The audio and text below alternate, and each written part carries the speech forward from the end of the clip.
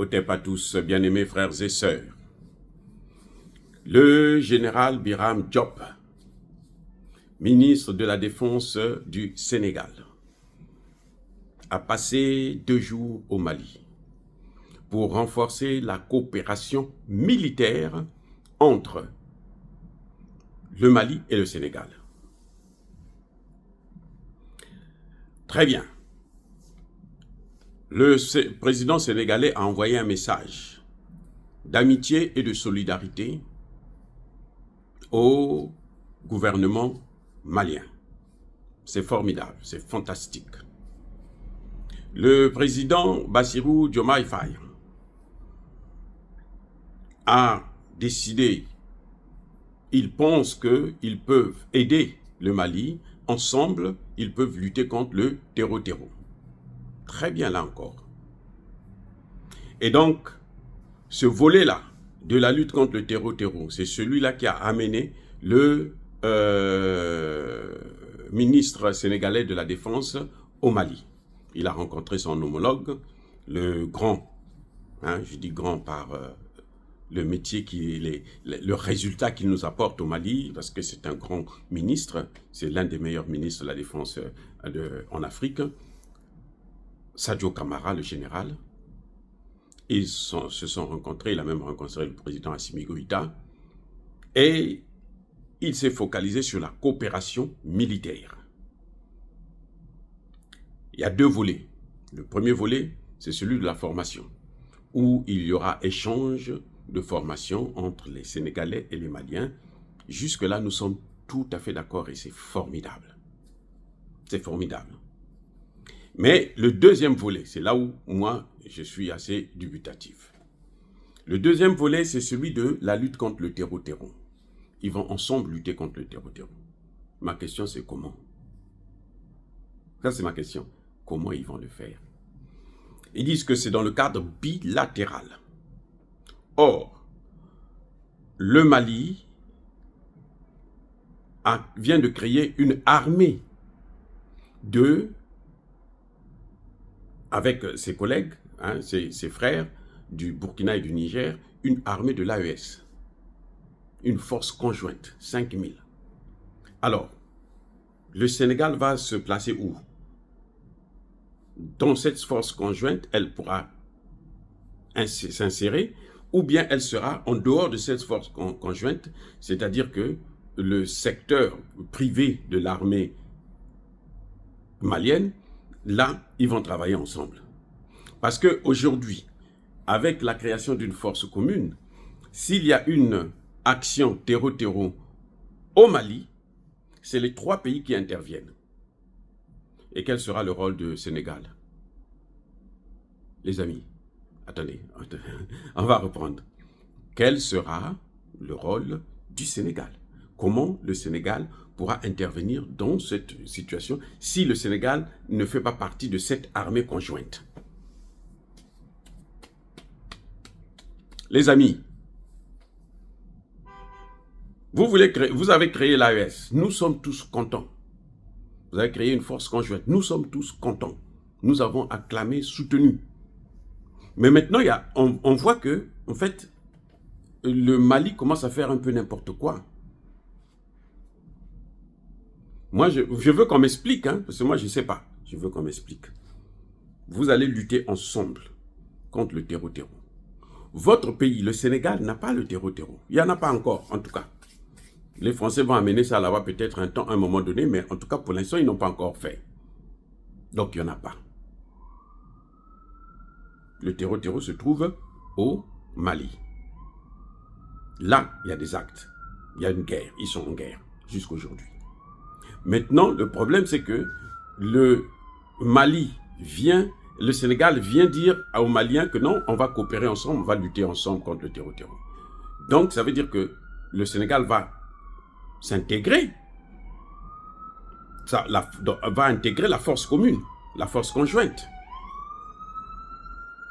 Si le Sénégal intègre la force conjointe, que vont-ils faire des Français?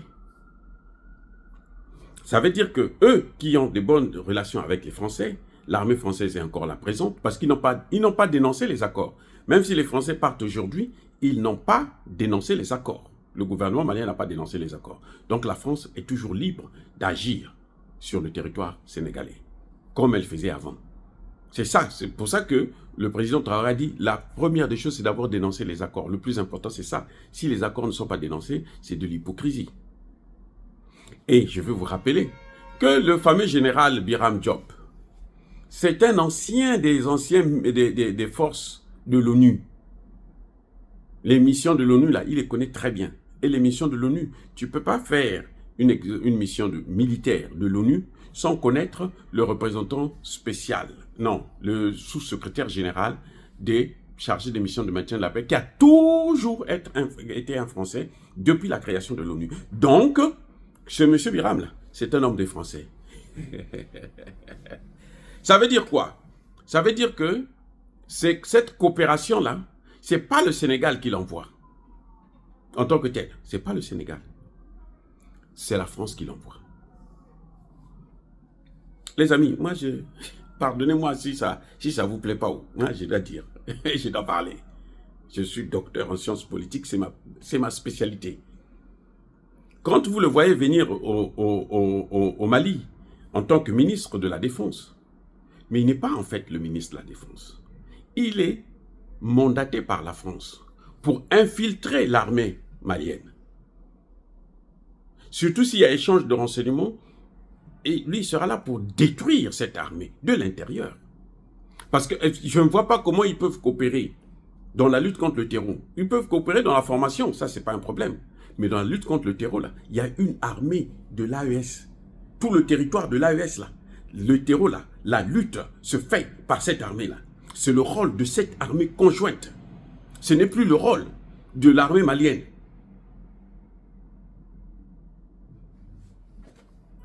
Et dans cette confédération-là, l'espace-là est assuré par l'armée des 3 pays. Quiconque veut lutter contre le terreau doit intégrer la force malienne. La force plutôt de l'AES. Puisque c'est son travail.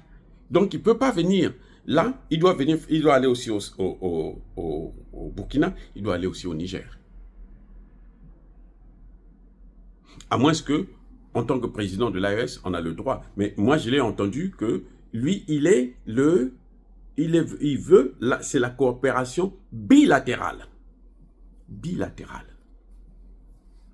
C'est pour détruire, ils cherchent à détruire, les Français, les Occidentaux cherchent à détruire cette armée de l'AES.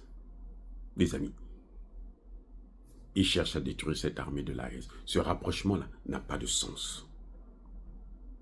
Le Sénégal devrait plutôt travailler avec le Mali pour ouvrir les frontières, pour laisser les produits maliens passer par le Sénégal. Il devrait travailler sur le tronçon, le chemin de fer, Bamako-Dakar. Ça se comprend. Ça, c'est tout à fait normal. Mais en ce qui concerne la lutte contre le terrorisme, s'il compare dans la formation, ça aussi, il n'y a pas de problème. Ça, moi, je comprendrais ça très, très, très bien. Mais je ne peux pas comprendre qu'ils veulent lutter contre le terreau, alors que chez eux, il n'y a pas le terreau. Si c'était l'Algérie qui avait fait ça, oui. Si c'était la Mauritanie, oui. Pourquoi je dis ça? Parce que l'Algérie et la Mauritanie, actuellement, les terreaux passent soit par l'Algérie, soit par la Mauritanie. D'ailleurs, depuis le commencement. Quand ils ont quitté la Libye, ils sont passés par où? Par l'Algérie. Et jusqu'aujourd'hui, leurs actions, c'est toujours par l'Algérie, par la Mauritanie. Les plus grands terreaux qui se blessent au combat, ils sont soignés en Algérie, pas au Sénégal. La frontière avec le Sénégal, c'est une frontière qui n'a pas de terreau. S'il y a le terreau, c'est les Français qui vont amener ça par le Sénégal. Mais sinon, là-bas, il n'y a pas de problème. Donc, voyez, encore là, une fois de plus, je crois que le gouvernement malien doit faire attention. Ce n'est pas parce qu'on est en difficulté. Oui, on est en difficulté quand vous êtes sous sanction, quand vous êtes isolé. Hein, l'Occident veut vous isoler. Mais la voie que vous avez choisie, c'est la bonne, c'est celle que tous les Africains sont en train de soutenir. Vous n'allez pas laisser encore des infiltrations comme ça, des petits jeux comme ça que le Sénégal est en train de faire. Ça ne marche plus. Ça ne peut plus marcher, les amis. Ça ne peut plus marcher. Je suis désolé, mais ça ne peut pas se faire comme ça. Pour moi, ça, c'est un moyen d'infiltrer justement cette nouvelle force qui vient d'être créée parce que ça fait peur à tout le monde. Je reprends. Cette force-là, la force, pour l'instant, c'est 5000 hommes. J'espère que ça va augmenter bientôt. Ça fait peur à tout le monde. Depuis qu'ils ont créé cette force-là, au Conseil de sécurité, on en a parlé. On a parlé de l'AES, la force conjointe. Elle est conjointe, pourquoi? Parce que vous ont les mêmes problèmes. Comment vous allez mener la guerre avec quelqu'un qui ne connaît pas ce que vous subissez, qui n'a jamais subi ça? Le Sénégal a toujours été en paix, tant que les Français étaient toujours les maîtres. Peut-être maintenant, ça va venir. Et puis, s'il y a des problèmes, par exemple, comme la Casamance, ce n'est pas un problème de terreau-terreau. À moins que maintenant, ils utilisent ces méthodes. Donc, vous ne pouvez pas faire une alliance avec quelqu'un qui n'a pas les mêmes problèmes que vous, alors que vous avez déjà une alliance solide, qui est approuvée par tout le monde. Le Mali doit faire très attention. Je dis bien, le seul volet que je trouve qui est anormal, c'est celui de la lutte contre le terreau. En quoi? Pourquoi? Et ils ont demandé, le Sénégal avait même demandé aux Français et aux Européens de venir protéger leurs frontières avec le Mali. Et maintenant, ils changent de tactique. Ils disent, non, nous, on va venir maintenant travailler avec vous dans votre force conjointe. Cette force conjointe-là, c'est ça qui fait le plus peur à l'Occident actuellement. Les amis, ils ne sont pas sortis du CFA encore, donc ça ne fait pas peur. L'économie, ce n'est pas leur problème. Ce qui leur fait peur, là, c'est la force conjointe. Parce que sans cette force conjointe-là, ils ne peuvent pas, avec cette force conjointe plutôt, ils ne peuvent pas attaquer l'un de ces pays. Vous comprenez? Donc, il faut trouver des moyens pour infiltrer cette force conjointe-là et la détruire de l'intérieur. C'est pour ça que vous voyez des pays comme le Togo, les autres, ils font que tous, ils veulent venir. C'est ça d'abord, la force conjointe-là. C'est-à-dire que c'est le joker de la confédération de l'AES. Et ça fait trembler le monde. Les amis, soyez bénis, abondamment bénis par le Dieu de Kémite et par nos ancêtres angélisés, mais que tous ceux qui persécutent le continent africain, le pillent et le déstabilisent, qu'ils soient noirs, blancs, chinois, arabes, juifs, indiens ou qui qu'ils soient punis, maudits, foudroyés, neutralisés, écrasés, effacés par le Dieu de Kémite et par nos ancêtres angélisés. Vive l'Afrique éternelle, j'ai dit et j'assume.